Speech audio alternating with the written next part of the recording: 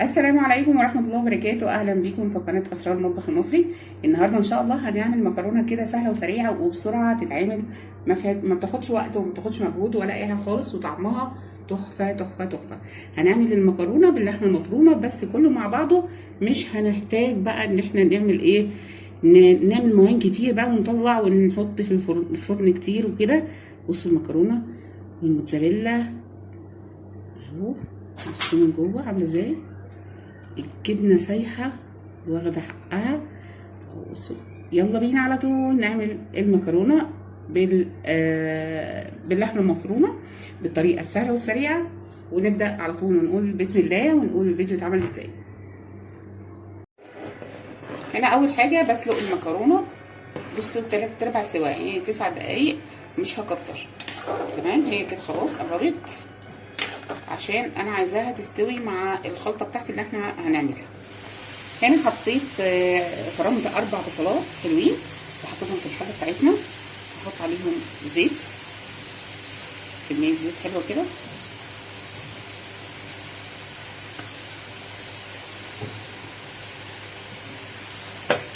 وهشوحهم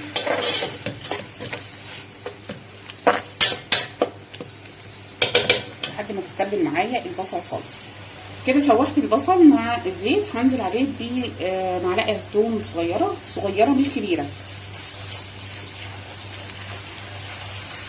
هشوح الثوم والبصل مع بعض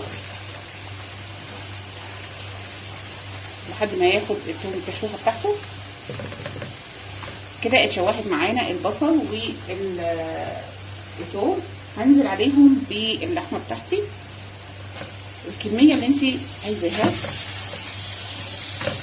المتوفر عندك، حطيه ربع كيلو، نص كيلو، اي حاجه.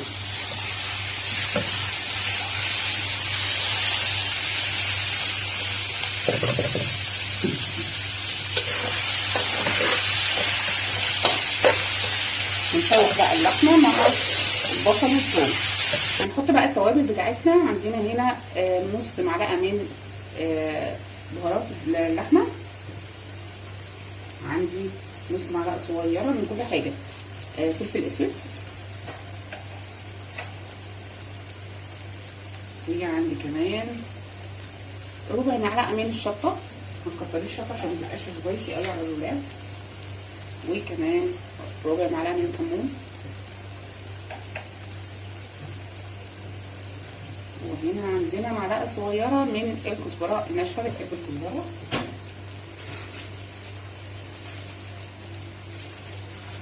الملح برضو هنظبطه، لان هحط مرقه دجاج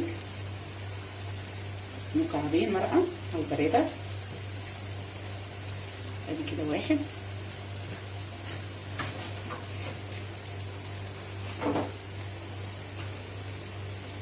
كده 2. هحط 2 مكعب مرقه، لان انا حطيت في الاول ملح، وعندي رشه جوز الطيب،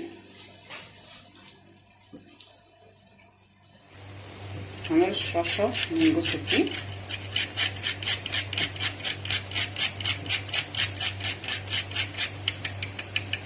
بتدي ريحه وطعم حلو جدا للمكرونه. وهنقلب بقى الخلطه بتاعتنا.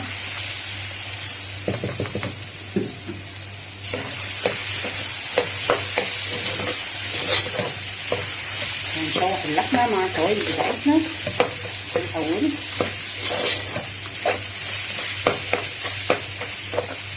هنحط بعد كده، بعد ما شوحنا اللحمه مع التوابل والبصل والثوم، هحط عندي 3 معالق او 4 معالق من الصلصه كده كفايه. نحط طماطم،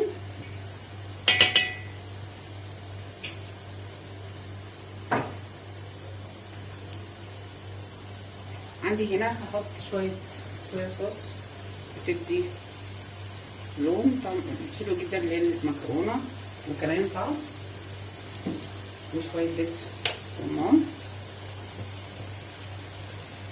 مش هكتر، شويه صغيرين جدا.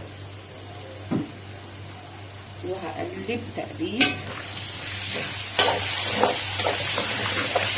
شوحتهم ببعضه لحد ما الصلصه تاخد مع البصل مع الخلطه نفسها اللي هي اللحمه. كده شوحنا كله مع بعض وسبكنا كله مع بعض. عندي هنا حوالي لتر الا ربع من الطماطم عصرانه في الخلاط. هشوح واسبك كله وبعضه.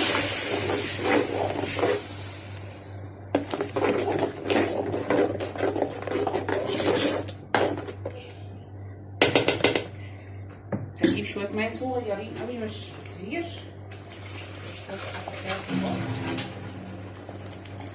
نختار مثلا نص كوبايه ميه. وعندي كمان رشه سكر صغيره مش كتيره، رشه صغيره مش كبيره علشان بس الحدقان بتاع الطماطم. وهسيب بقى كله يتسبك ياخد ويدي مع بعض كله في حله واحده. بصي يعني عملنا المكرونه في حله واحده. دي على فكره نفس الحله اللي انا سلقت فيها المكرونه. صفيت المكرونه يدوبك غسلتها غسله كده ورحت حطيت فيها الحاجه بتاعتنا الخلطه. تمام. هتتسبك وهنحط بعد كده المكرونه والحاجات بقى بتاعتها. كده سبكت معانا الخلطه كلها. عندي بقى المكرونه. تمام. هنزل بكميه المكرونه بتاعتنا كلها. طبعا المكرونه عاملاها 3/4 سوا.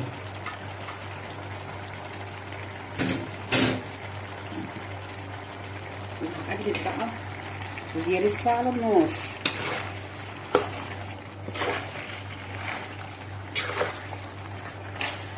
هخليها السوا بتاعها يطلع في الصلصه بتاعتنا. بصوا اللحمه مع الصلصه بقى حاجه كده ايه تحفه، سهله وسريعه وجميله جدا. هكمل بقى ايه الاختراع بتاعها والطعم بتاعها.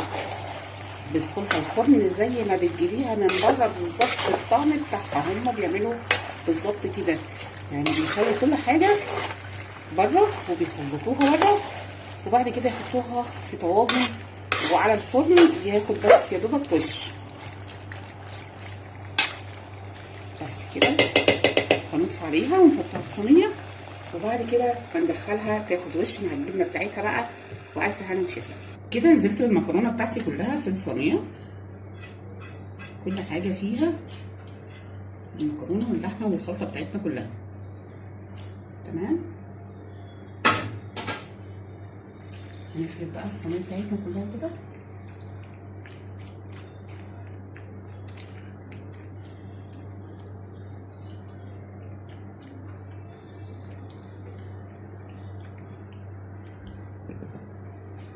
عندك اي نوع جبنه رش عليها كده.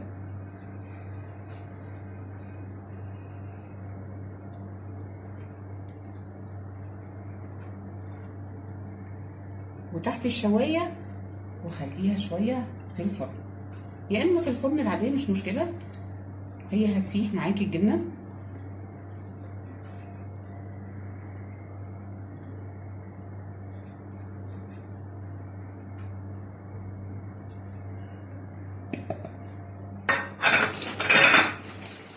شويه كمان هتلاقيها بقى جبنه زي ما انت عايزه، احلى من بتاعت بره كتير.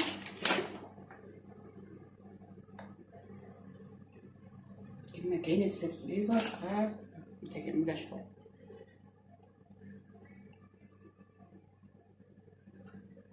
هنحطها بقى في الفرن وبعد كده نشوف بقى الشكل بتاعها النهائي عامل ازاي.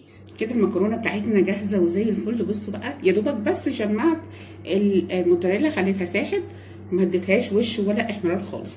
تمام. يا رب يكون نال اعجابكم الفيديو بتاع النهارده، واستنوني فيديوهات احلى واحلى ان شاء الله. واترككم في رعايه الله، بس ما تنسوش لايك وشير للفيديو وننزل نفعل الجرس عشان يوصلكم كل جديد من عندي. والسلام عليكم ورحمه الله وبركاته.